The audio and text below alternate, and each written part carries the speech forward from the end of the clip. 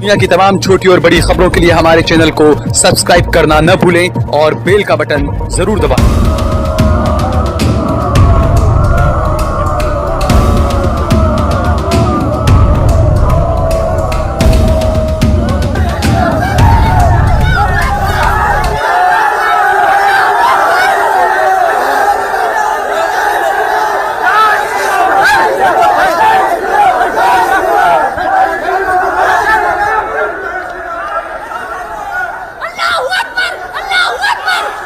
मैं सहल कुरैशी। दोस्तों, आज देश ही नहीं दुनिया ने एक ऐसी तस्वीर देखी जो यकीनन मोदी सरकार पर लानत मलानत कर रही है। ये तस्वीर कुछ ऐसी थी कि मान के चलिए कि कोई शेरनी चल रही है और पीछे कुछ कुत्ते भौंके जा रहे हैं।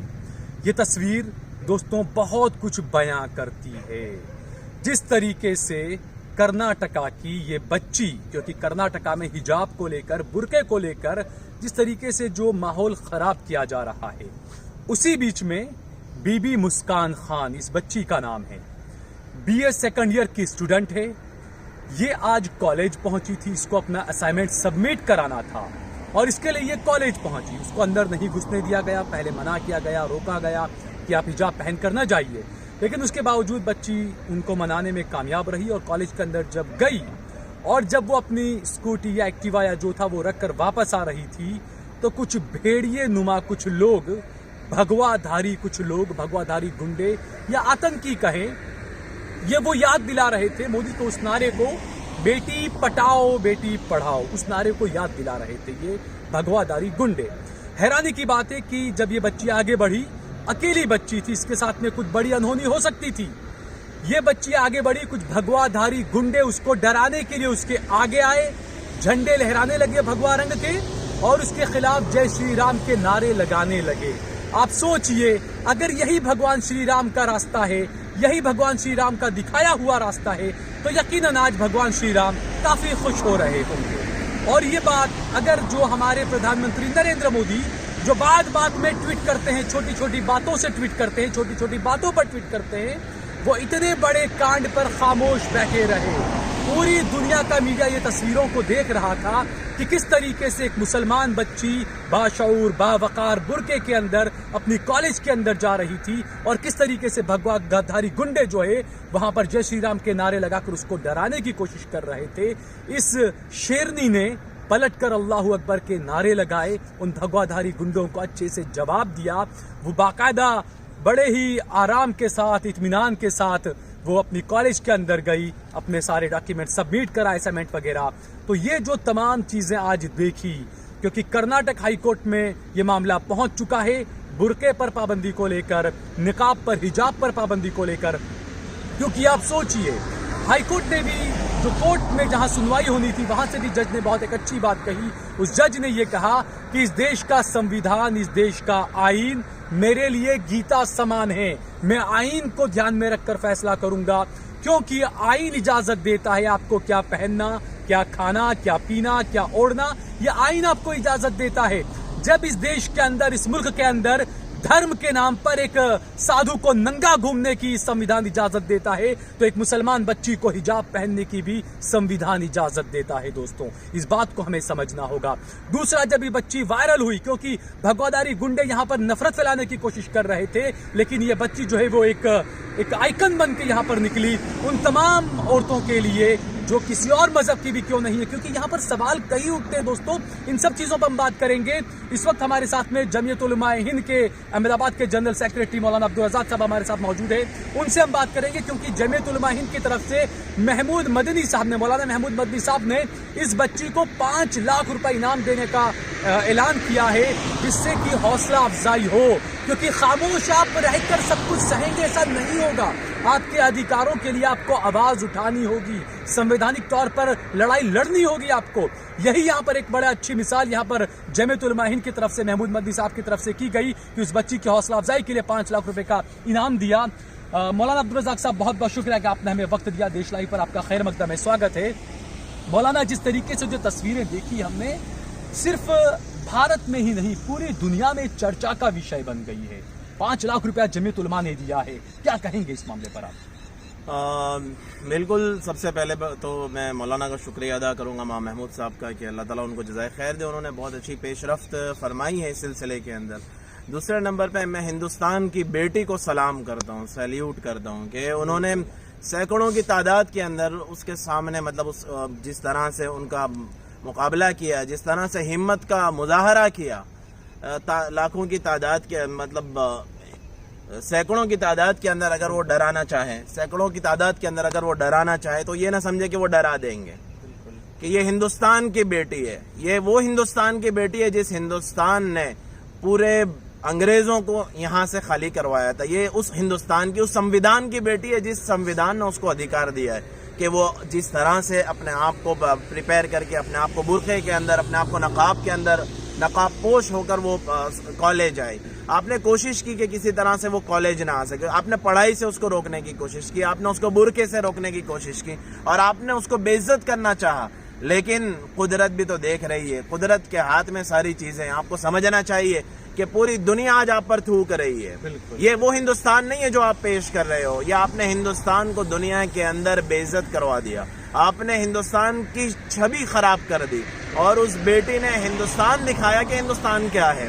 आज उस बेटी ने सिर्फ पठानों की नहीं, सिर्फ मुसलमानों की नहीं, हिंदुस्तान की इज्जत को बरकरार रख के दिखाया कि यहाँ पर पूरा संविधान अधिकार देता है कि किस तरह से नकाब पोशी की जाएगी, किस तरह से बुरखे को पहना जाएगा। और ये हर मजहब के अंदर, चाहे आप ज्यूस को ले लो, चाहे आप हिंदुओं के मजहब को लो, चाहे आप ईसाइयों के मजहब को लो, हर मजहब के अंदर ये अधिकार दिया जाता है कि अपना मजहबी लिबास पहना जा सकता है और मजहबी लिबास को पसंद किया जाता है। ये अंदाजा समझ नहीं आ रहा है कि किस तरह से ये मतलब ये जो आतंकी लोग हैं, ये किस तरह की आइडियोलॉजी हिंदुस्तान के अंदर पैदा करना चाहते हैं। अच्छा, ये नौजवान नस्ल है, इनको नहीं मालूम है, सल भाई इनको नहीं मालूम है कि हमारा ये अमल का रिएक्शन क्या आएगा, हमारे इस काम का रिएक्शन क्या आएगा, किस तरह से बदनामी आनी है। इन्हें नहीं मालूम ये जवानों को जिस तरह से इनका माइंड वॉश किया जाता है, जिस तरह से इनका ब्रेन वॉश किया जाता है, इनको यूज किया जाता है। बिल्कुल, ये देखा गया। एक वीडियो भी मैं चाहूंगा अपने दर्शकों को हम दिखाएं ये वीडियो भी, कि इसके अंदर आप देखिए किस तरीके से ये जो तमाम चीजें हो रही थी हिजाब को लेकर, नकाब को लेकर, बुरके को लेकर, तो एक दूसरा पक्ष सामने आ गया, क्योंकि ये बीजेपी की आइडियोलॉजी है कि आप अगर 3 तलाक की आप उसका फेवर करेंगे तो सामने से वो मुखालफत करने वाले लोग खड़े कर देंगे। कोई भी मुसलमान किसी भी चीज को लेकर पैरवी करने खड़ा होता है तो बीजेपी उससे पैरेलल जो है, आरएसएस जो उससे पैरेलल एक दूसरे गुट को खड़ा कर देती है कि आप इसका फेवर करिए। यही कर्नाटका में भी देखा गया कि जिस तरीके से बुरके को लेकर इसकी हिमायत में कुछ लोग आए, मुसलमान नौजवान लड़के लड़कियां सब आए, तो सामने से जो है वो भगवा झंडे ले लेकर, भगवा अपने गमछे ले लेकर गले में डालकर लोग आ गए। ये वीडियो देखिए, इस वीडियो के अंदर ये देखा जा रहा है और इससे अंदाजा लगाइए कि ये गेम कहां से सेट किया गया था। बाकायदा भगवा टोपिये, भगवाधारी जो गमछे थे, भगवाधारी पगड़ियां थी, वो लोगों को दी जा रही है यहाँ पर। आप ये देखिए, तो इससे अंदाजा आता है कि ये कहां से आया। दूसरा ये, आप एक और वीडियो आप देखिए, कॉलेज के बाहर किस तरीके से जहां तिरंगा लहराया जाना चाहिए वहां पर भगवा झंडा लहराया जा रहा है। तो ये कहा जा सकता है ये वो लोग हैं जिन्हें संविधान भी नहीं पसंद, ये वो लोग हैं जिन्हें इस देश का तिरंगा भी नहीं पसंद। इसीलिए तो आरएसएस के हेडक्वार्टर पर कई सालों तक संघियों ने तिरंगा भी नहीं लहराया। अब्दुल रज़ाक साहब, जिस तरीके से ये जो पूरा जो मैंने बताया संविधान इजाजत देता है, इस बच्ची ने एक यहाँ से एक वो भी सेट कर दिया कि आपको अपने अधिकारों के लिए डटकर खड़ा होना पड़ेगा, खामोश रहकर चले जाएंगे ऐसा नहीं चलेगा, संवैधानिक तौर पर मुकाबला करना होगा। बिल्कुल, हमें हमारे जो लीगल राइट्स है, हमारे जो कौमी हुकूक है, हमारे जो हिंदुस्तानी हुकूक है, उसके लिए हमें लड़ना पड़ेगा। उसके लिए हम समझेंगे कि हम डर जाएंगे, सहम जाएंगे या पीछे हट जाएंगे, उससे काम नहीं चलेगा। आप डट कर जमे रहिए और लोग आपको सब मैं देख रहा हूँ, सुखदेव सिंह का मैंने आपको बताया, सिंह साहब ने जिस तरह से ट्वीट किया, क्या शानदार बात उन्होंने कही है कि आपने उसकी तौहीन करना चाहिए, बेइज्जती करना चाहिए, लेकिन दुनिया आज आप ही पर थूक रही है। हमें समझ नहीं आ रहा है कि हम किस हिंदुस्तान की तरफ लेके जा रहे हैं। यही मोदी का न्यू इंडिया है, जो कहा था यही न्यू इंडिया है। क्योंकि कहीं ना कहीं इसमें यह भी अब्दुल रज़ाक साहब की जब भी कुछ होता है तो प्रधानमंत्री की तरफ से और बड़े लोगों की तरफ से ये इसका कंडेम किया जाना चाहिए, इसकी मुखालफत, इसका विरोध किया जाना चाहिए। इस बच्ची ने ये कहा कि जब वो कॉलेज के अंदर घुसी अपना असाइनमेंट को सबमिट कराने के लिए जब गई, और जो लोग थे वहां पर, जो ये भगवादारी गुंडे थे, उस बच्ची का ये कहना है कि उसमें से सिर्फ 10% लोग उस कॉलेज के थे, बाकी तमाम लोग बाहर के थे। वीडियो के अंदर सब देखा जा रहा है। तो बिल्कुल अगर सरकार ये वीडियो में देखे जा रहे गुंडों के खिलाफ कोई कार्रवाई नहीं करती है तो एक बार फिर ये साबित हो जाएगा कि कहीं ना कहीं इन भगवाधारी गुंडों को सरकार का पूरा समर्थन हासिल है, भाजपा का पूरा समर्थन हासिल है। क्योंकि इससे पहले हमने देखा था कि जब मॉब लिंचिंग के जो आरोपी थे, जो जेल से बाहर आए, तो मोदी सरकार के मंत्री ने जाकर जेल के बाहर उनको मालाएं पहनाई थी। तो ये भी कहीं पैगाम जा रहा है इससे कि किसका समर्थन किसका है। बिल्कुल, बल्कि होना तो ये चाहिए था जिस तरह से असदुद्दीन साहब ओवैसी को निशाना बनाया गया और जिस तरह से मुमकिन था कि उनकी जान भी जा सकती थी, क्योंकि बाकायदा उनके ऊपर हमला किया गया। तो इस गलत काम को जिस तरह से अमित शाह साहब ने जैसे बताया कि भाई ये चीज़ गलत हुई है, तो इस पर भी अमित शाह साहब को भी ट्वीट करना चाहिए और नरेंद्र मोदी जी को भी ट्वीट करना चाहिए और बताना चाहिए कि ये चीज़ गलत हुई है और खुलकर बोलना चाहिए। जो चीज़ अगर जिस मुल्क में इंसाफ नहीं होगा, न्याय नहीं होगा, वो मुल्क कभी आबाद नहीं हो सकता। ये मैं नहीं कह रहा हूँ, ये तारीख बता रही है, हिस्ट्री बता रही है कि जहाँ पर भी न्याय को ख़त्म किया गया, इंसाफ को ख़त्म किया गया, तो वहाँ पर उस मुल्क को कुदरत ने, चाहे फिर वो कोई भी हुक्मरान हो, उन हुक्मरानों की हुक्मरानी को तक कुदरत ने ख़त्म करके दिखाया है। चंगेज़ खान की चंगेज़ खानी भी नहीं चली है, तातारों की तातारियत भी नहीं चली है।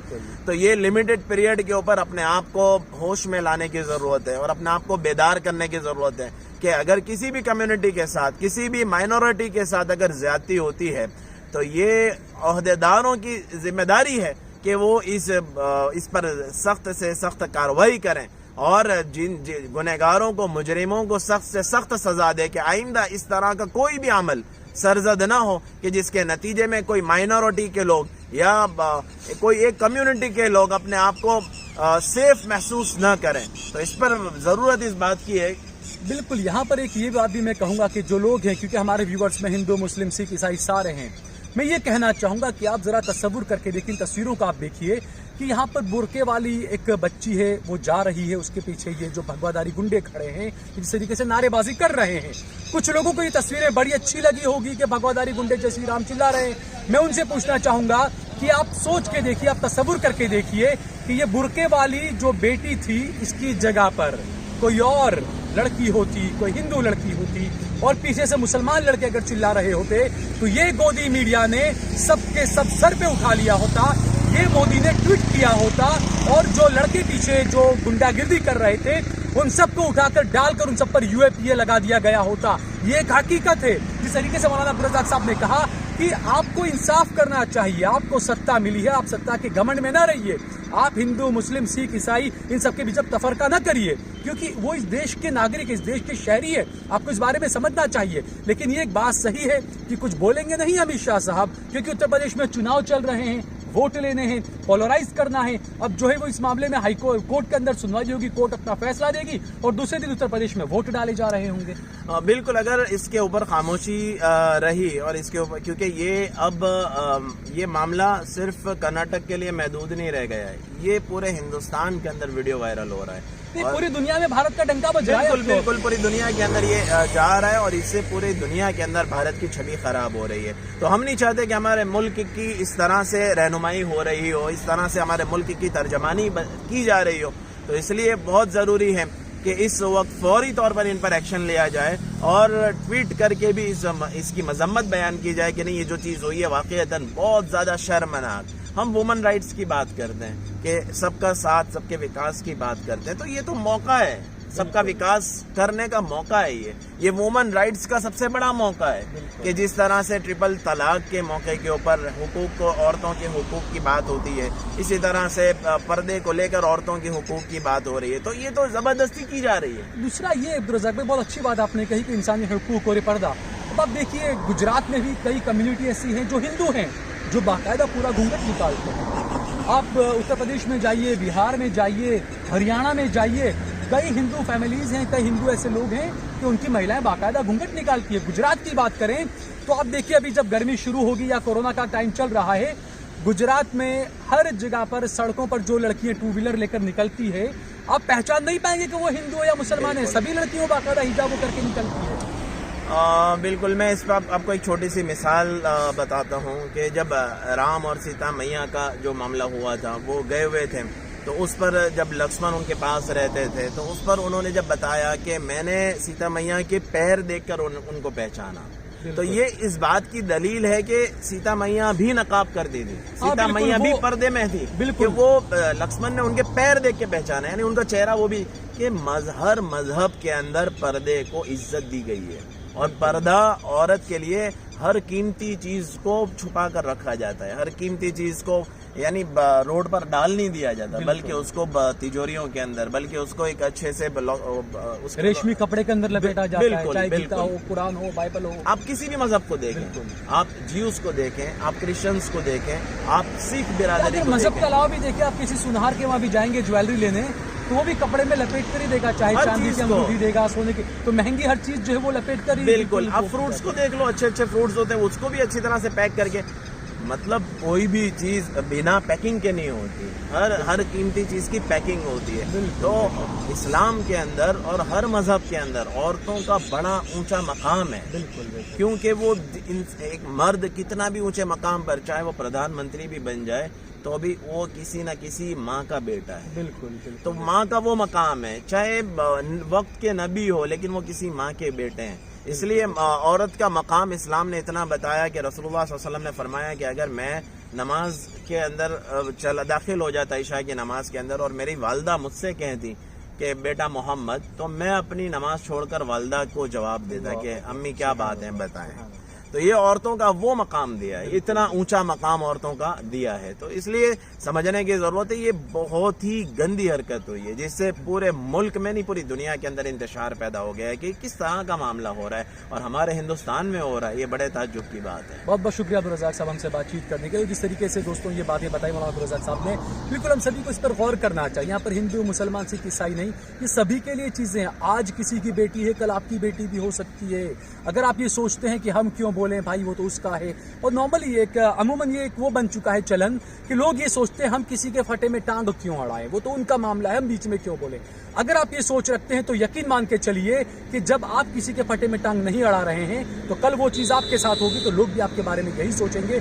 तो बच जाइए, संभल जाइए, और इस बात को मान लीजिए, तस्लीम कर लीजिए कि हिंदू, मुसलमान, सिख, ईसाई सबको साथ में रहकर इस मुल्क ने, जो संविधान ने जो यहाँ पर बताया है कि आपको किस तरीके से रहना, क्या आपको आज़ादियाँ हैं, उस पर अगर आप भगवा वो तालिबानीकरण, जो भगवा तालिबानीकरण करने में लगे हुए हैं, उनको भी जो वो समझना चाहिए। प्रधानमंत्री नरेंद्र मोदी के पास में एक बेहतरीन मौका है, क्योंकि उन पर हमेशा सवाल उठते हैं कि आपके तमाम वादे जुमले थे, आपका जो सबका साथ सबका विकास का जो नारा था ये भी जुमला था, बेटी पटाओ बेटी पढ़ाओ ये भी आपका जुमला था। ये तमाम चीजें, तो एक अच्छा यहाँ पर प्रधानमंत्री नरेंद्र मोदी के सामने एक अच्छी मिसाल पेश करने का मौका है, अमित शाह के सामने एक अच्छी मिसाल जो है वो पेश करने का मौका है।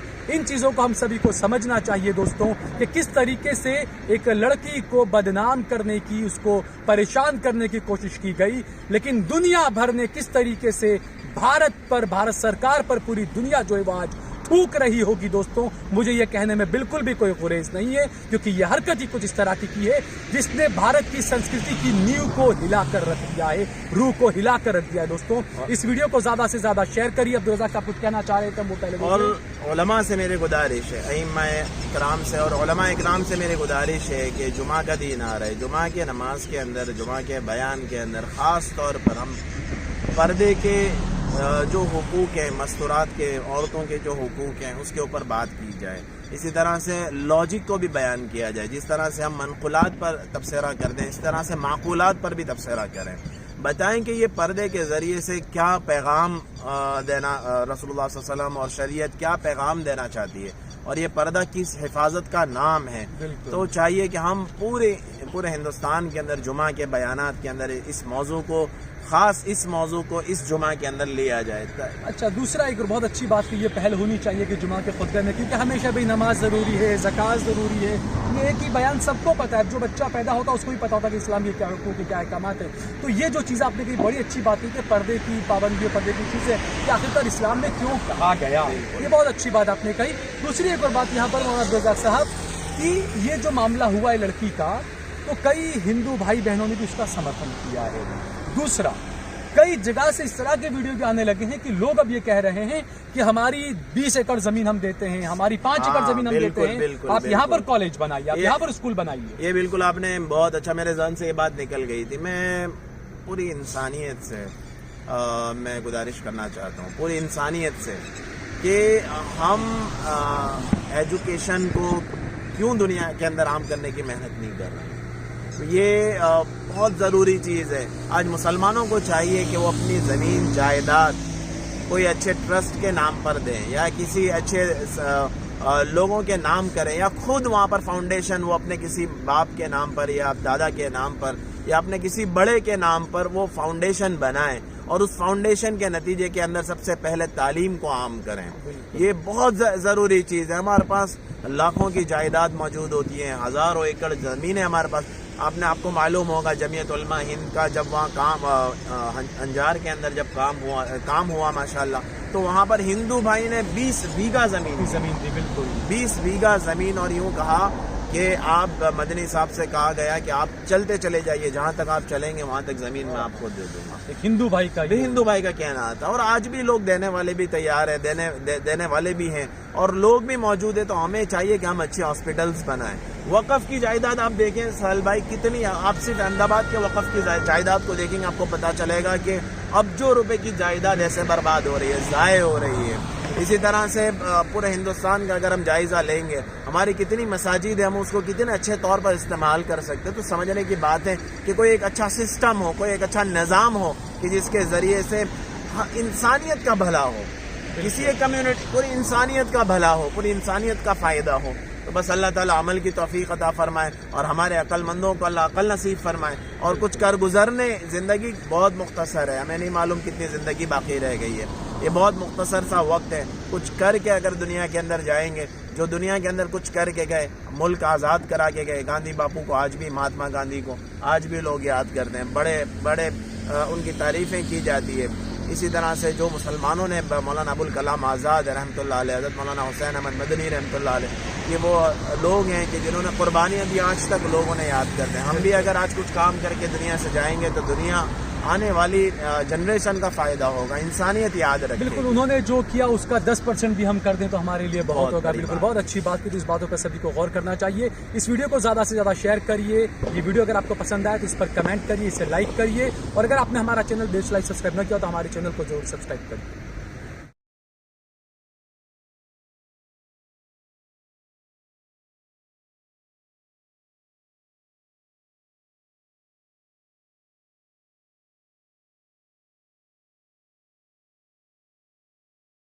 आप देख रहे हैं देश लाइव, देश की आवाज।